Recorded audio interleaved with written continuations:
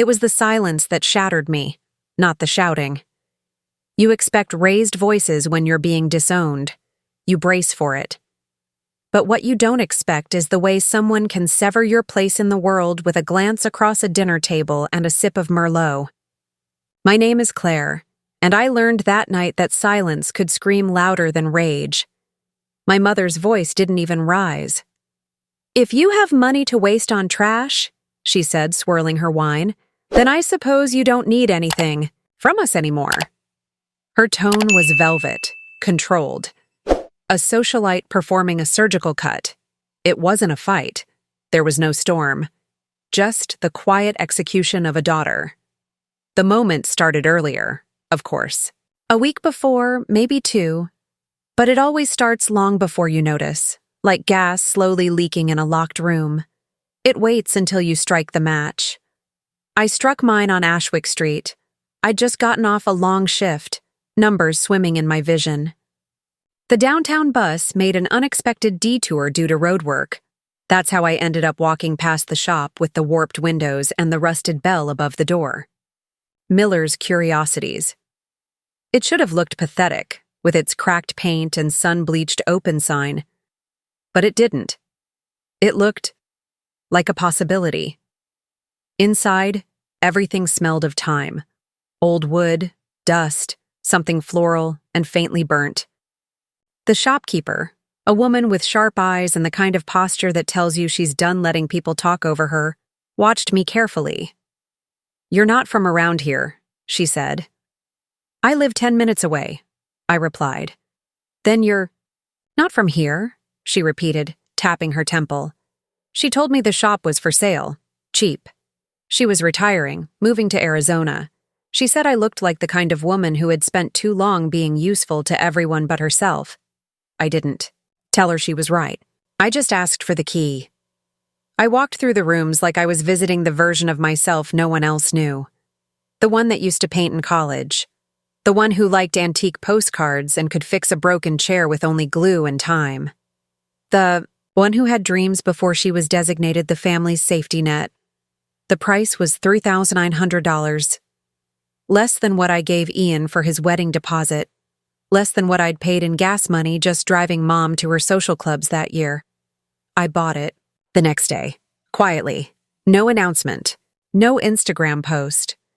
I kept it like a secret lover. And like all secrets, it had a cost. The dinner that sealed my exile was a formal Sunday gathering. My mother in pearls. My father in the same navy blazer he wore when he wanted to look like someone trustworthy. Ian and his fiancée Vanessa arrived late, glowing with the kind of ease only people never told no ever develop. Vanessa brought wine. Ian brought the expectation. They were still deciding between Bora Bora and the Amalfi Coast. Vanessa giggled something about sea turtles and luxury spas. My mother gave me a tight smile. "They've earned a break, don't you think?" I didn't respond. She didn't wait. "You know, Claire," she began, the tone already slipping into its familiar condescension. "Since you're not married, no kids, and you're always so generous, maybe this is something you'd consider helping with. It would mean so much." She reached for my hand. Her nails were perfectly manicured. She smelled like vanilla and expensive lies. "I can't," I said. Her grip tightened slightly. "You always say that before you change your mind." "I'm not changing my mind." My father coughed into his napkin. Ian laughed quietly. "What? Savings are low? You work in tech, Claire. You're not exactly struggling." "I'm not struggling," I said, keeping my voice flat. "I bought something." The table paused. Even Vanessa stopped swirling her glass. "I bought a shop," I said. "On Ashwick. It's mine now." "A shop?" my mother echoed, incredulous. "A junk shop," Ian clarified. He knew the place. Everyone did. It had been a running joke for years. "That place?" Mom's voice faltered between amusement and disbelief. "You spent nearly $4,000 on garbage?" "No," I said. I spent it on freedom. The silence that followed was surgical. My mother leaned back slowly as if seeing me for the first time and deciding she didn't like the view. "You're joking," she said. I didn't reply. "I see," my father muttered. He took another bite like the matter had been settled. Mom dabbed the corners of her mouth with her napkin. "If you're throwing away money on nostalgia and rot, then you don't need ours. You've made your choice." Ian raised his glass again. "Well, good luck with your treasure hunting." It wasn't dramatic. That was the worst part. It was antiseptic. It was clean. After dinner, my mother walked me to the door. The hallway light buzzed overhead. She touched my shoulder briefly. Her voice dropped to something meant to sound warm. "You always did want attention, Claire. I just never thought you'd stoop to something so pitiful." Then she smiled and shut the door behind me. I didn't cry, not even in the car. But on the way home, I replayed everything. Every holiday where Ian got the big gift and I got the card. Every time Mom asked me to cancel plans because Ian needed support. Every carefully staged Facebook photo where I was holding the camera instead of in the frame. And suddenly, I remembered something I hadn't thought about in years. My grandfather's funeral. I was 19. The lawyer had mentioned a trust, Ashwick Holdings, that my grandfather set aside to help me start a business someday. Mom had said it was too complicated at the time and that she'd look into it. I never heard about it again. Until now. Ashwick. The shop. The trust. Was that coincidence? I pulled up old emails. Nothing. But I remembered Aunt Lillian had kept some of Granddad's things in storage. Old letters. Documents. I texted her at 11 p.m. "Do you still have Grandpa's file boxes?" She replied. "In 2 minutes. Yes." "Why? I need to see something." That night I didn't sleep. I paced. My skin felt too tight for my body. I wasn't sure what I was hunting, but I knew what it would mean if I found it. They hadn't just cut me off for buying a shop. They'd been cutting pieces of me for years. My money, my chances, my future, and calling it love. I wasn't the failure. I was the firewall. And I had just started pulling back the curtain. You're probably watching this on your TV right now, just letting it roll while you relax. But if my story has you feeling something, don't just sit there.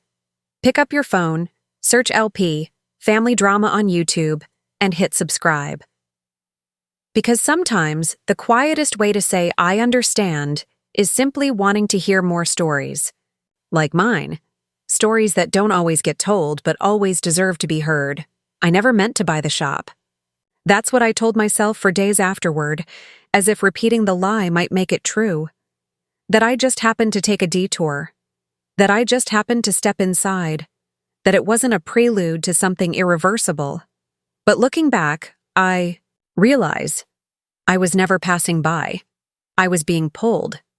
The building looked like it belonged to another time, or maybe a version of this one that had the decency to break down honestly. The windows were cloudy with age. The door creaked like it had secrets. A rusted bell above the frame trembled when I pushed it open, announcing me with a sound like a question mark instead of a welcome. It smelled like forgotten stories and rotting glue. And strangely, that made me feel calm. Miller's Curiosities. A name that meant nothing. A place I'd passed before without ever seeing.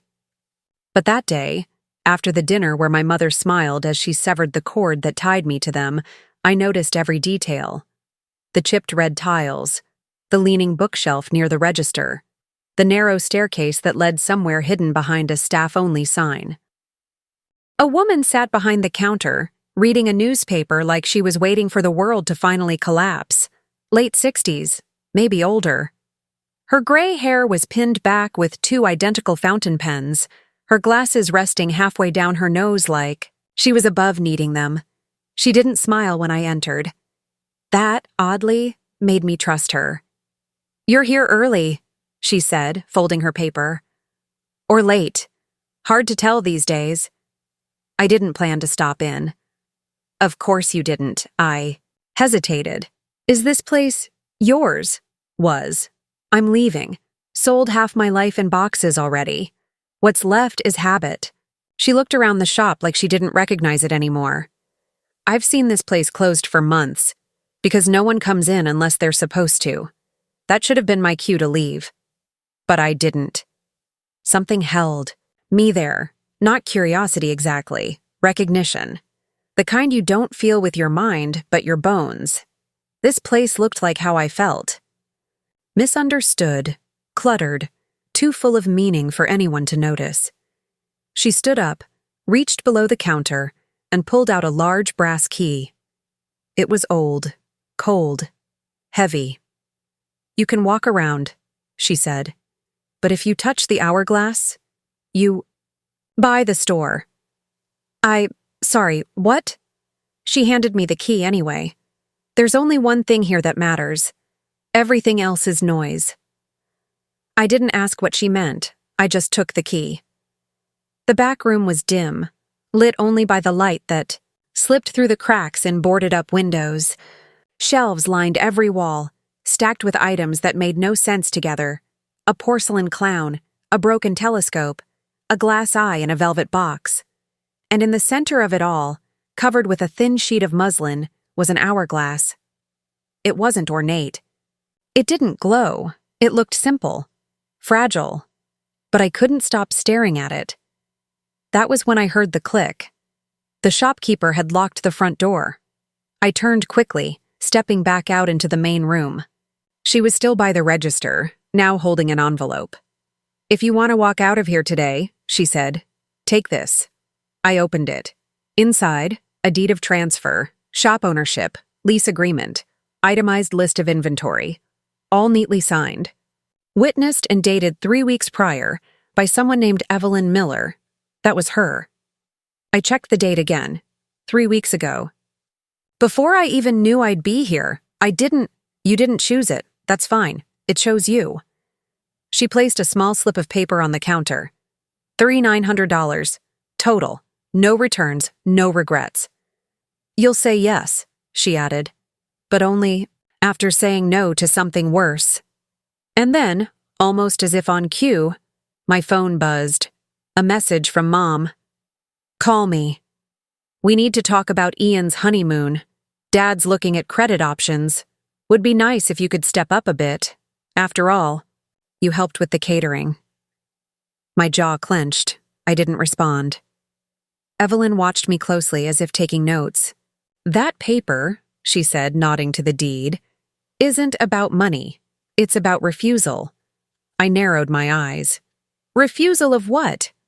Of expectation. Of duty dressed as affection. Of being the family sponge. I stared down at the paperwork. Everything about it was real. Almost too real. Even the smell of ink. But what caught me off guard was the handwriting on the lease application. The emergency contact name was Aunt Lillian. I hadn't spoken to her in months. Why is my aunt's name here? Evelyn only smiled.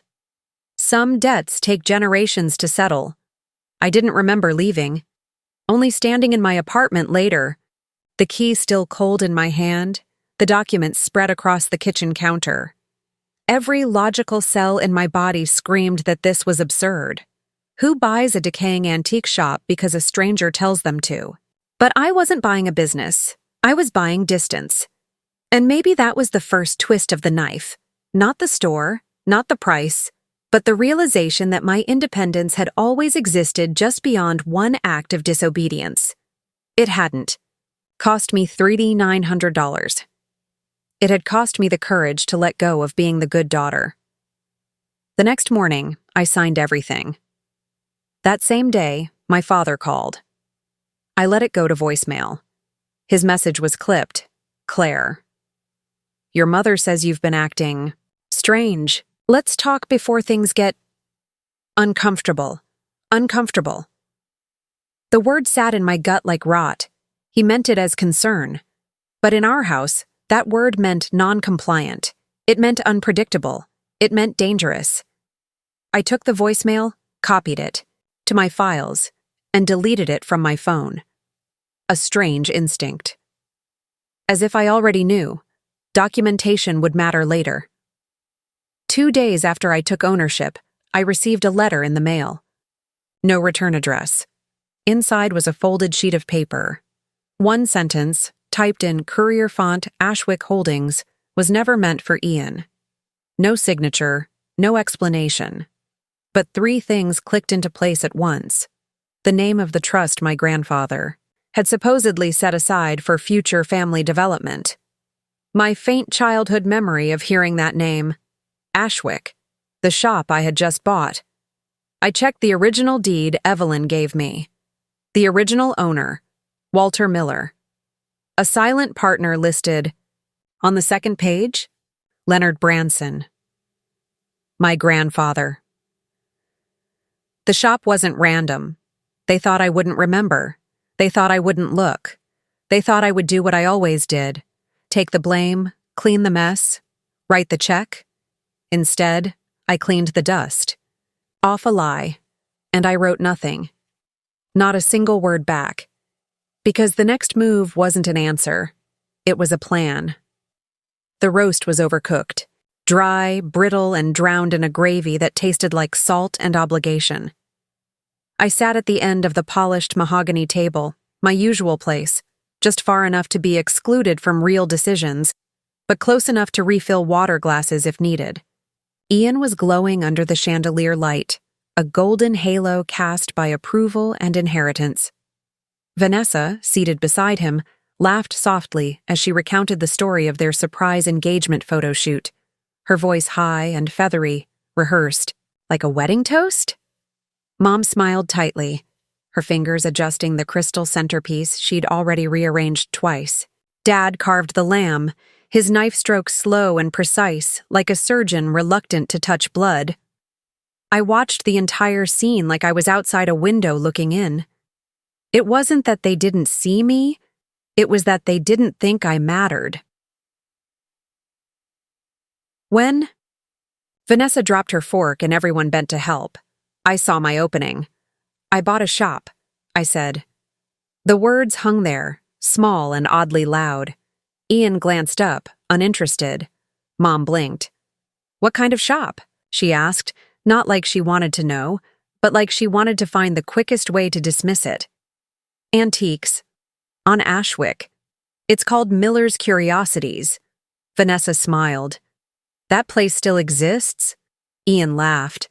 I thought it was condemned. Didn't someone die in the back room? Mom's face froze. Wait, you bought that place? I nodded. It was a good deal. I used my savings. Dad paused his carving. Your savings? The shift in the room was subtle but immediate. Tension crept in like smoke.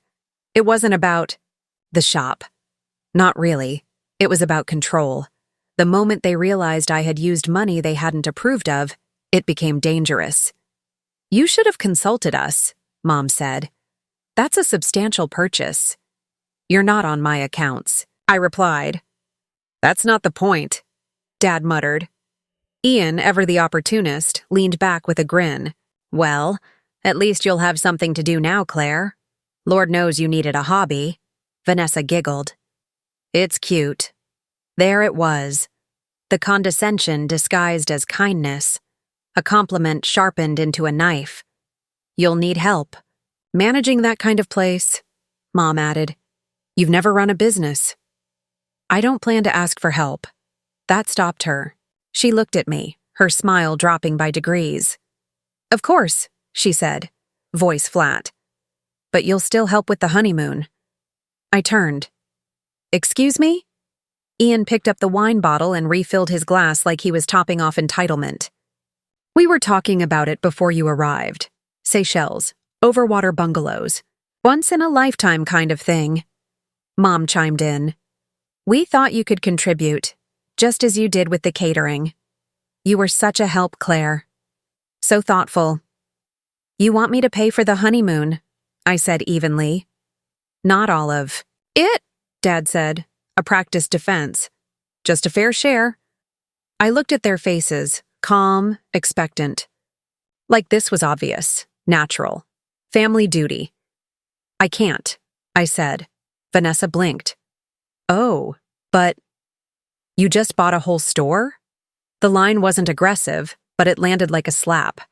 I used my money for something I wanted. I'm not financing Ian's honeymoon. Silence. No gasps. No drama. Just a slow, collective inhale. Then Mom leaned forward slightly, her voice lower, icier.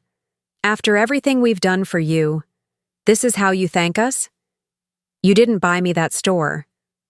You're right, she said, eyes narrowing. We didn't. And clearly that was our mistake. I felt the shift before she said it. The final turn of the knife. You've made your choice, she said. Don't expect us to fix it when it fails. Dad said nothing. Just chewed his food, slowly, methodically, as if this conversation were an inconvenience. I looked at Ian. He raised his glass in a mock toast. To independence. Vanessa leaned in and whispered something to him. I caught only the end, just like she always wanted. Later, I would think about that line, about how long they had all been waiting for this moment, for the excuse to let go of their obligation to pretend they cared, and how neatly my decision had given them that out. But right then, I just stood, pushed back my chair. The scrape echoed louder than anything said at that table. I'll see myself out. Mom didn't move. Neither did Dad. Vanessa offered a soft, good luck with your little store. As I walked out, Ian called after me. Don't forget to send us an invite to your grand opening. His voice was all sugar, all poison. In the car, I didn't turn on the radio. I didn't cry. I drove with both hands on the wheel, eyes straight, jaw set. My phone buzzed twice. I didn't check it. I already knew. It was done. But that night, as I pored over the shop's inventory list, I noticed something strange. In the margins of one of the old ledgers, scribbled in a different ink, was a list of initials.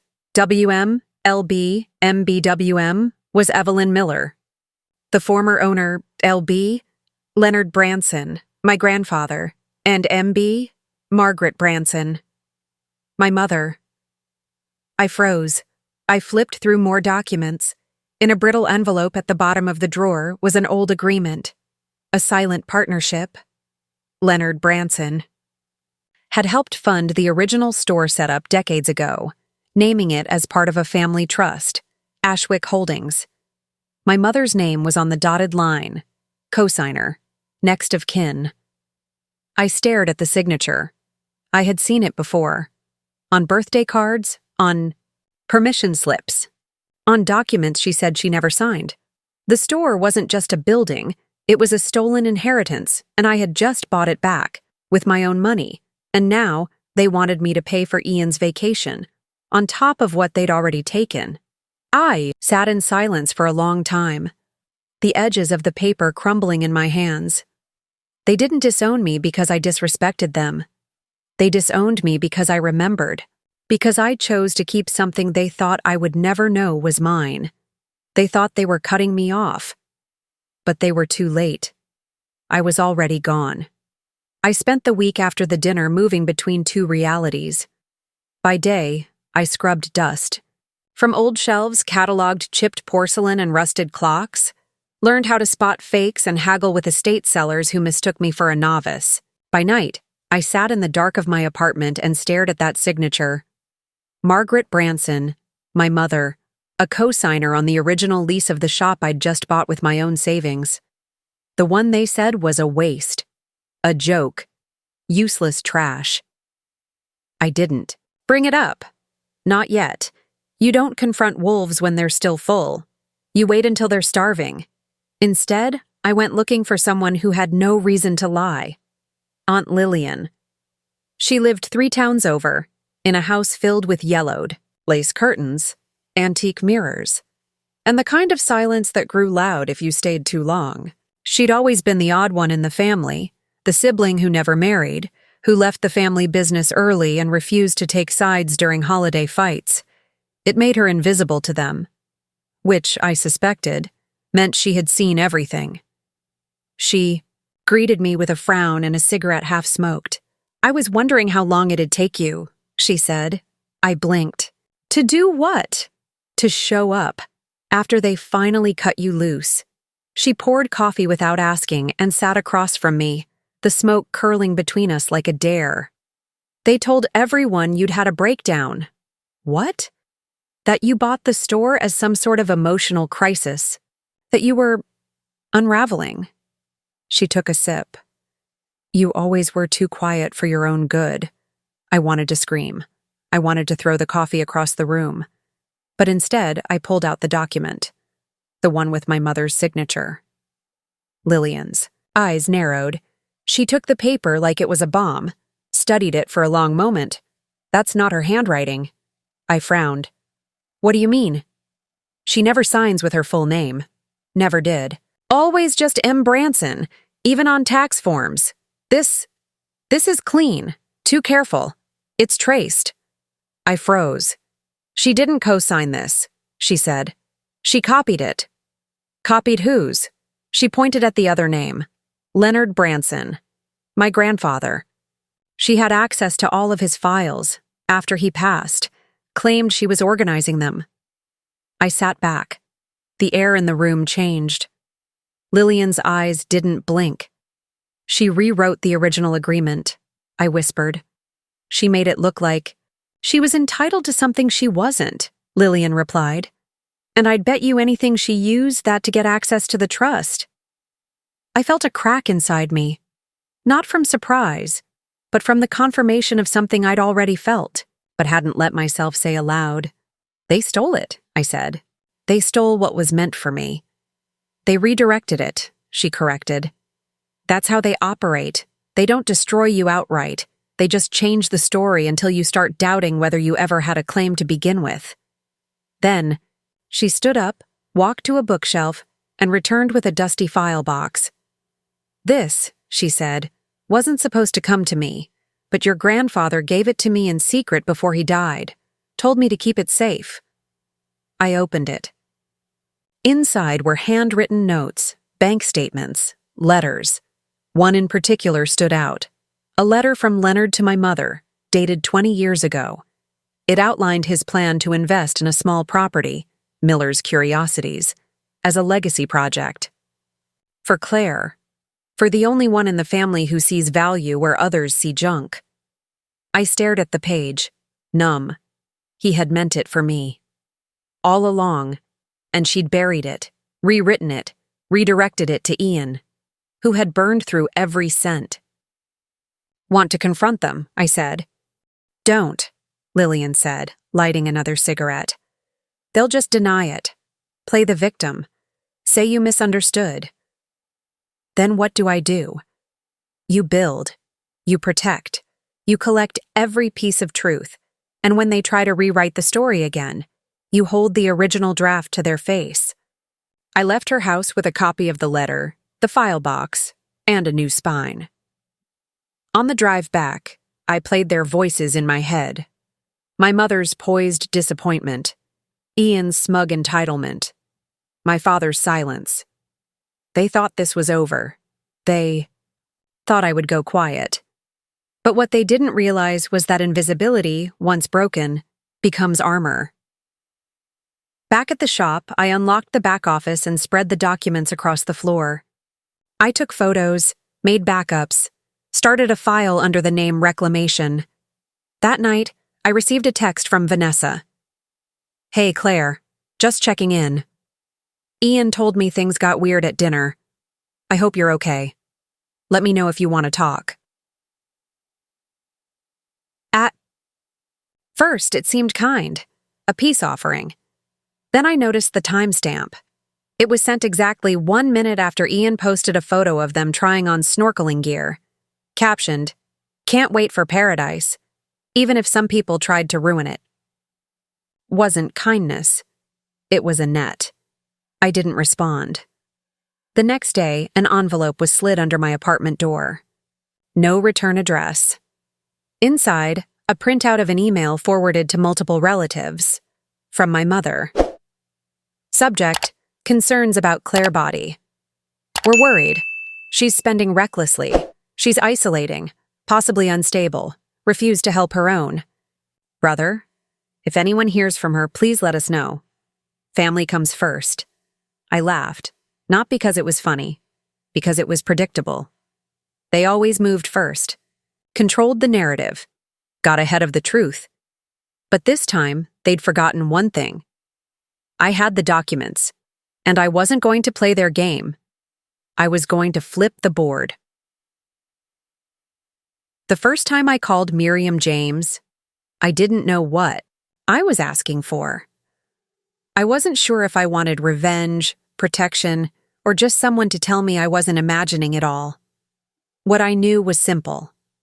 I was holding documents with my mother's forged signature, a trust intended for me that never reached me, and a ledger that named my grandfather as a silent investor in the shop I now owned. And all of it reeked of something that had been quietly stolen and expertly buried. Her voice on the phone was low and efficient. Bring everything. Tomorrow, 10 a.m., no copies, originals. Her office was downtown, tucked between a failing piano studio and a florist that somehow always had fresh orchids, no sign on the door, just a silver plaque that read, M. James, attorney at law. No flair, no warmth, exactly what I needed. She didn't stand when I entered, didn't shake my hand. She pointed to the chair opposite her desk and said, "You're late by 4 minutes." I sat. Talk. So I did. I laid it out, step by step, quietly, surgically, without asking for pity. I showed her the family trust, the ledger from the shop, the signature Aunt Lillian said was copied. I told her about the redirection of funds, about Ian's businesses, about the inheritance that disappeared when I turned 18. I told her about the store that had been bought with money meant to be mine, and the silence that followed when I dared to keep it. She didn't interrupt. Not once, but I could see her mind moving, sharp eyes, still hands. Every so often, she'd glance at one document a second longer than the others, then set it aside in a new stack. When I finished, she said nothing for a moment, just sat back in her chair and folded her arms. "You're not crazy," she said, finally. "They're just very good at making you feel like you are." I blinked. That single sentence cracked something open. Not pain, not anger, something colder. What do I do? That depends. Do you want money, justice, or blood? Truth, I said. Then boundaries. Truth is messier than people think, she replied. And boundaries are only respected when backed by consequence. She leaned forward and tapped a finger on the trust document. This wasn't miscommunication. This was strategic. Your mother used her authority as executor to reroute your future. She disguised theft as favor. Can we prove it? Yes, she said. But proving it is not the hard part. Then what is? Surviving what they'll do when they realize you won't play the role anymore. I didn't flinch. She handed me a pen. You'll sign here. I'll represent you. We'll start with a formal notice of inquiry. That will trigger panic. That's useful. What if they fight back? They will. But Claire? She paused. You're not the one who needs to worry about damage. I left her office with the weight of new paperwork, a list of next steps, and something I hadn't felt in years. Leverage. That night, I found Ian waiting outside the shop, leaning against the brick wall like he owned it. Nice little place, he said, eyes scanning the windows. Cozy. Smells like old people. I didn't respond. I walked to the door, key in hand. Claire, he said, stepping in front of me. Can we talk? Talk, I said flatly. He scratched the back of his neck. Look, I don't know what story you've built in your head, but this? Going legal? That's not you. You're not like that. Then you've never known me. He frowned. Mom and Dad are freaking out. There's been Chatter. You know how Lillian gets. Always digging. I narrowed my eyes. You mean telling the truth? She's bitter. Always has been. She's honest, I said. That's what you hate. Claire, he said, lowering his voice. Don't burn the whole house down just because you finally realized it wasn't built for you. There. It was.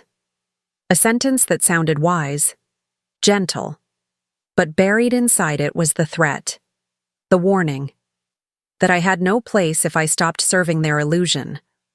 I smiled, but it didn't reach my eyes.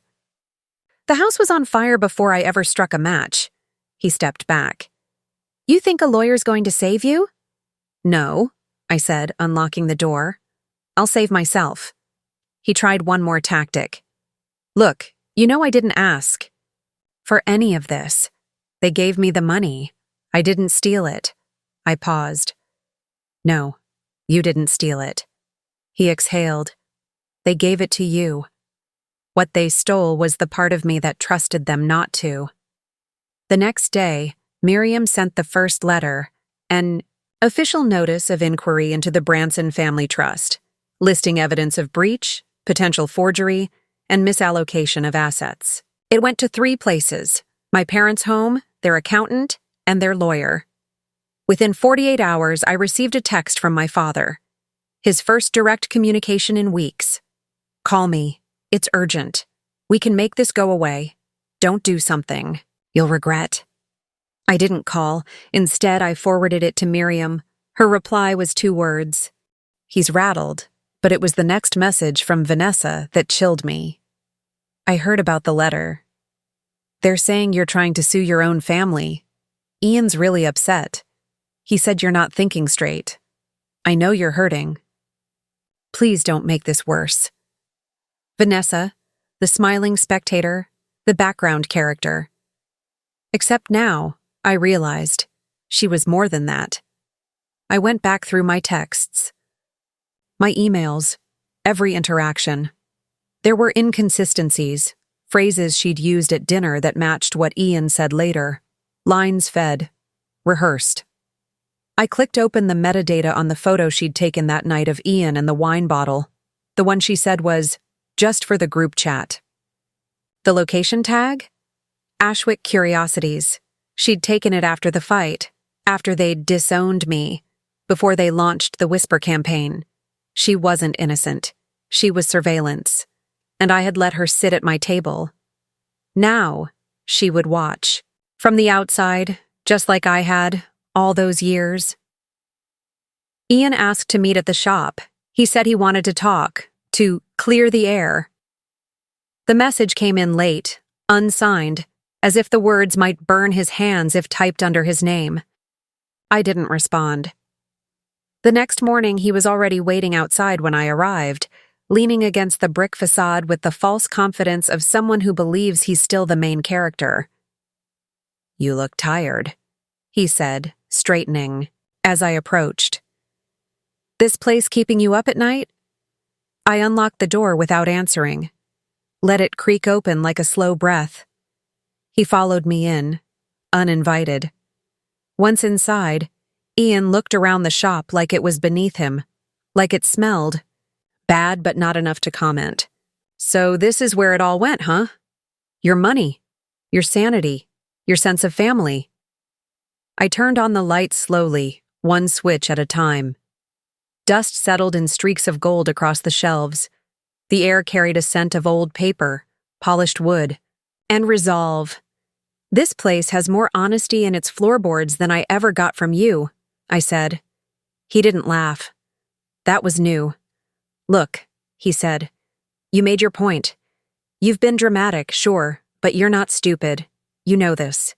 Thing with the lawyer, it doesn't end well, for anyone. I'm not trying to win, I replied.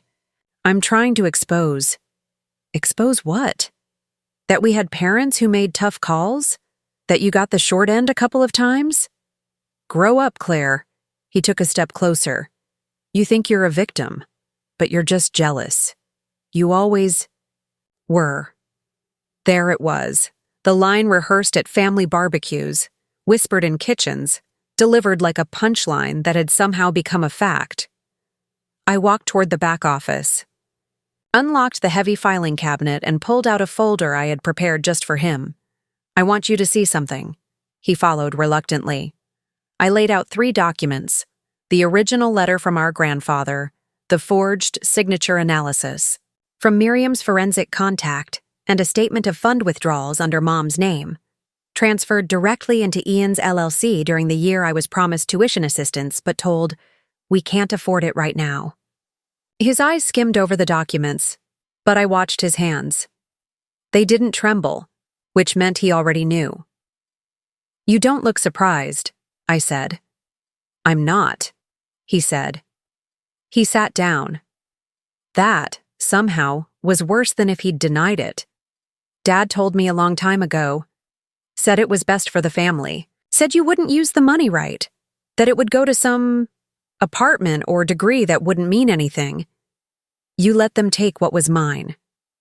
"I needed it more," he said. "I was building something. You were just trying to be independent. No one gets rich off that." I stared at him, waiting for remorse. Instead, he looked curious. "Why are you really doing this?" "You just said it," I replied. "To stop being the one who always just tried." We sat in silence, thick and raw. Then he said, "You can still walk away. Don't drag them through this. Don't drag me through it. You dragged yourself." He stood. "Fine. Then I hope you're ready. Because Mom's already got someone on the phone with Miriam, and Dad started calling old friends. They're painting you as bitter, unstable, reckless." "I know," I said. "That's why I invited you here." He frowned. "What?" I turned my laptop around, recording, active, the entire conversation, his admission, his justification, his warning. He went pale. "You recorded me? You walked into my store, sat in my space, threatened me in my business. You set me up." "No," I said. "I gave you the same chance you gave me. I just didn't pretend it was love." He left without another word. That night, I sent the recording to Miriam. She called 10 minutes later. "Well done," she said. "What now?" "We use it as leverage, as proof, as insulation." "Will they back off?" "No," she said. "But now you've taken something from them they'll never get back." "What?" "The narrative." The next morning, I received a gift basket at the shop. Expensive, imported chocolates, a bottle of wine that cost more than my old car's monthly payment. No card, but the sender was obvious. I didn't open it. I left it on the sidewalk. By noon, it was gone. By evening, so was my patience. I went home, opened my files, and started drafting a timeline. Every withdrawal, every contradiction, every photo, every manipulated truth. I wasn't building a case anymore. I was building an autopsy, not for my family's lies, but for the version of myself that ever believed I owed them silence. The mediation was scheduled for a Tuesday morning, neutral ground. A private conference room on the top floor of an office tower that smelled like stale coffee and thin carpet. Miriam insisted we keep it formal, clean, quiet. "Let them expect chaos," she said, "and meet them with control." I wore black. Not for drama, for clarity, for detachment.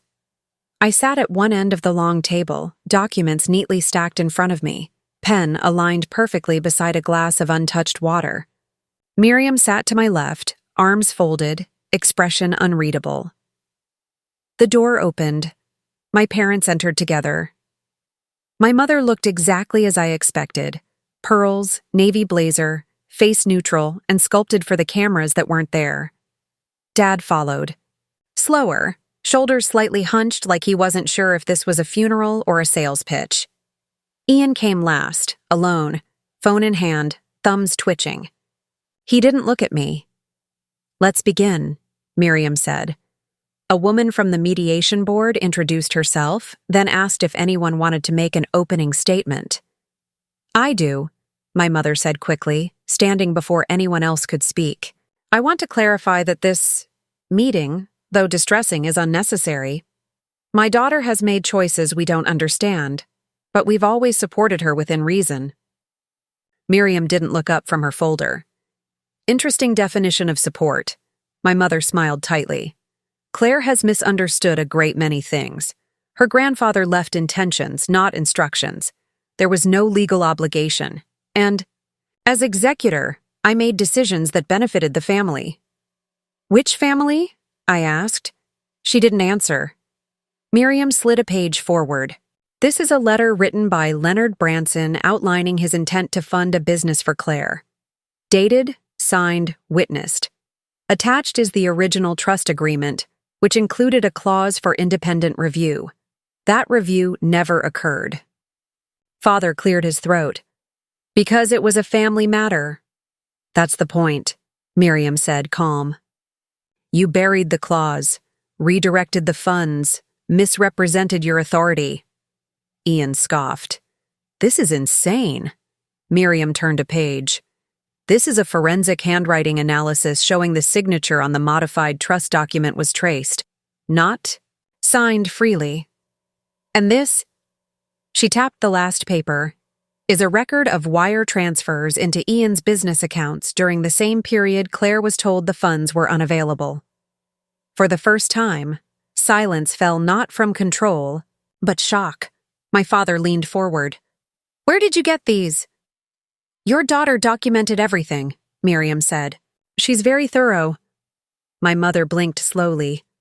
Claire, she said, voice softening, we didn't do this to hurt you. No, I said, you did it to erase me. That's not fair, Ian said. You were never cut out. You just never stepped up. I turned to him. You mean I never competed, that I didn't beg for scraps dressed as rewards? He looked away. The mediator cleared her throat. Let's move toward resolution. There won't be one, my mother said, voice suddenly sharp. This is slander built on speculation. And if you think you're going to drag our names through court, I already have what I need, I said quietly. This isn't about trial. It's about truth. My father stood abruptly. Let's go. But then something unexpected happened. Vanessa walked in. None of us had seen her arrive. She wasn't part of the mediation. She didn't speak right away. She just slid a flash drive onto the table in front of the mediator. My fiancé asked me to delete some emails last week, she said. Said it was family stuff. Said it didn't matter. Everyone turned to her. She looked at Ian, then at me. I read them, she said. Vanessa, Ian snapped. What are you doing? She ignored him. He knew about the forged signature. He joked about it, said it was just good business. And your mom? She was in on it from the beginning. They used your name, your silence. Then made you the problem when you asked for what was yours. Vanessa looked at me. I don't know if this makes anything right, but I thought you deserved to hear it said out loud. Then she left. My mother looked frozen. My father sat down slowly, his hands shaking. Ian stared at the empty space where she had stood, like a man watching his alibi walk out the door. The mediator picked up the flash drive. We'll add this to the record. No one spoke for a long time. Miriam closed her folder. Claire's terms are simple. A written acknowledgement of mishandled funds, the remaining balance from the original trust, and formal withdrawal of any defamatory claims spread to extended family or third parties. No apology required, just truth. My mother's voice came out brittle. You think this wins you something? No, I said, rising. I know it costs you everything you built on me. As I walked out, I didn't look back. I didn't need to, because for the first time in my life, they were the ones left holding silence. It didn't go viral. Not exactly, but in the small, interconnected world of our town, where everyone thinks they know everyone else, and reputations stretch longer than truths, the mediation transcript made rounds. A leak. most likely from a paralegal on Miriam's team. But I didn't stop it. I didn't authorize it either. That's the thing about truth.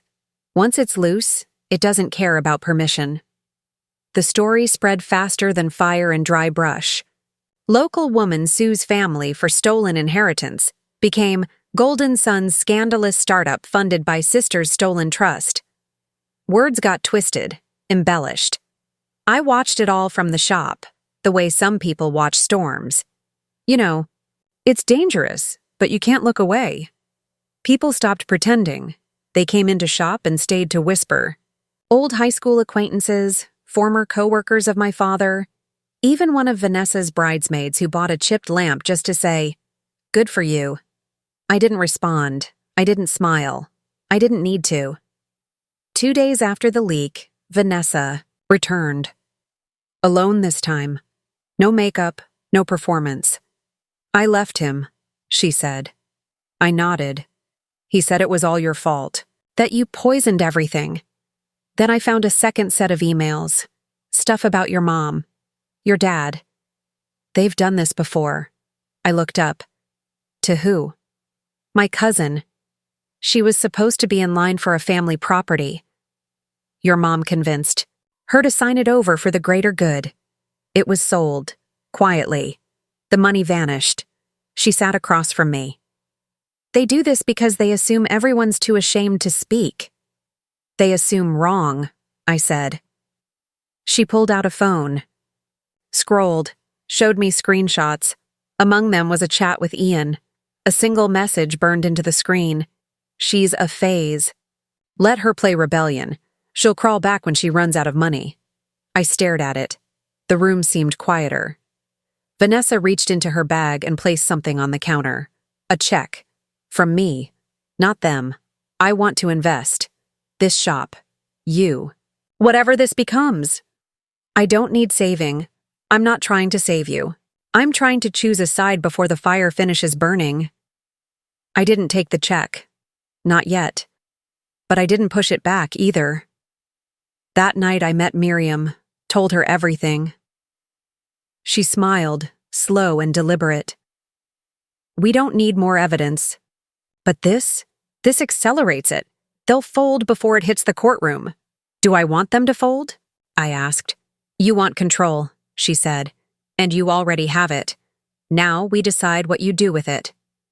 In the days that followed, invitations arrived, a family brunch, an olive branch gathering, handwritten notes, apologies wrapped in, just enough denial to feel strategic. I didn't respond. Instead, I hosted a public event at the shop, not a party. A fundraiser for local shelters, funded by the donations I received when the story leaked. Press showed up, so did community, leaders. Ian showed up too. He stood outside the shop, not stepping in. Not speaking, just watching, like something he built had slipped from his hands. Because it had. I didn't expect the letter to be handwritten. Thick cream paper, slanted cursive, sealed in a navy envelope. No return address, but the handwriting gave it away. My mother's. I didn't open it right away. It sat on my desk for 3 days like a ticking clock. When I finally read it, I didn't feel what they'd hoped I would. No surge of warmth, no unraveling of bitterness. Just a cold, steady confirmation of what I'd always suspected. They still didn't see me. The letter apologized, "If we made you feel hurt," followed by a catalog of justifications. How much pressure they'd been under planning Ian's wedding. How difficult I'd been since buying the shop. How this had all been a misunderstanding blown out of proportion. At the bottom, a single line. "We'd like to invite you home to talk, to move past this." But I wasn't going back. Not to the house. Not to the version of myself that had stayed quiet for decades. The version that swallowed guilt like dinner. That Claire was gone. Instead, I sent a package. No note. Just a framed printout of Ian's message to Vanessa. "She's a phase." I didn't include context. I didn't have to. Sometimes truth doesn't need an explanation. Sometimes it just needs a mirror. They never responded. But a week later, I heard through a former coworker that my father's firm was quietly restructuring. Ian had been forced to resign from his consulting position, his funding pulled by a partner who had stumbled across the leaked documents and decided the optics weren't aligned. No one wanted a fraud with a sister who had receipts. I didn't celebrate. This wasn't about revenge anymore. It hadn't been for a while. It was about release. Vanessa moved out of town. She texted me a few months later, a photo of her working at a small publishing house. "First time I've made my own money in years," she wrote. "Feels like breathing." I wished her well. I meant it. Aunt Lillian stopped by the shop on a rainy afternoon. She brought a box of old family photos, the ones I was never allowed to touch as a child. In one of them, I saw myself at age 9, standing slightly apart from the others at a barbecue, holding a plate alone while Ian sat in my father's lap. I hadn't remembered it, but my body had. "Your mother called me," Aunt Lillian said. "Said you've twisted everything. I told her she was just mad the house finally had a window." I smiled. "It's not a window anymore. It's a door, and I don't need them to open it." Later that month, I stood behind the counter of my shop, now newly painted, softly lit, humming with customers who came for more than just the items. They came for the story. They came to see what survival, when done with grace and fury, looked like. I held a small gathering that night, not a celebration, a reckoning. People brought objects to donate, each with a story. A ring from a broken engagement, a painting from a parent who'd chosen control over love. One woman handed me a watch, engraved on the back. "He said I'd always run out of time," she whispered. "Now I own it." I kept that watch. It sits on the shelf near the register. That night, I closed the shop alone. I didn't turn off the lights right away. I walked through each aisle, touching things, breathing in what we'd built. What I had built. I thought about how they said I'd crawl back, that I was temporary, a phase, a rebellion. But rebellion, when done right, becomes a blueprint. Here's what I've learned. Silence is not grace, obedience is not loyalty, and sacrifice is not love when demanded. It's manipulation with perfume on. If someone tells you that you owe them your silence, your money, your place at the back of the room, they're not family, they're tyrants in sweaters. You don't have to destroy them. You just have to stop believing them. The truth doesn't always explode. Sometimes it unfurls, quiet, patient, but relentless. I was never lost. I was just buried, and now I'm done digging. To anyone listening, if you feel invisible, minimized, rewritten in someone else's story, remember this. You don't have to win them over. You only have to win yourself back. Let them call you difficult. Let them say you've changed. They're right. You have, and that's the point. If this story moved you, if you felt seen, heard, vindicated, subscribe to the channel. Help us tell more stories that cut through silence like glass. We have more coming. Stories of fire, of reckoning, of walking. Away with your spine intact. Thank you for staying till the end. Now go write your own.